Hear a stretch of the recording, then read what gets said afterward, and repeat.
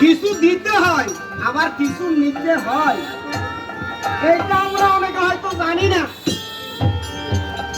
আর আমাদের কমিটি যেই 96 ঘন্টা 4/24 ঘন্টায় এই মধুর নামযোগ্য অনুষ্ঠান আয়োজন করেছে।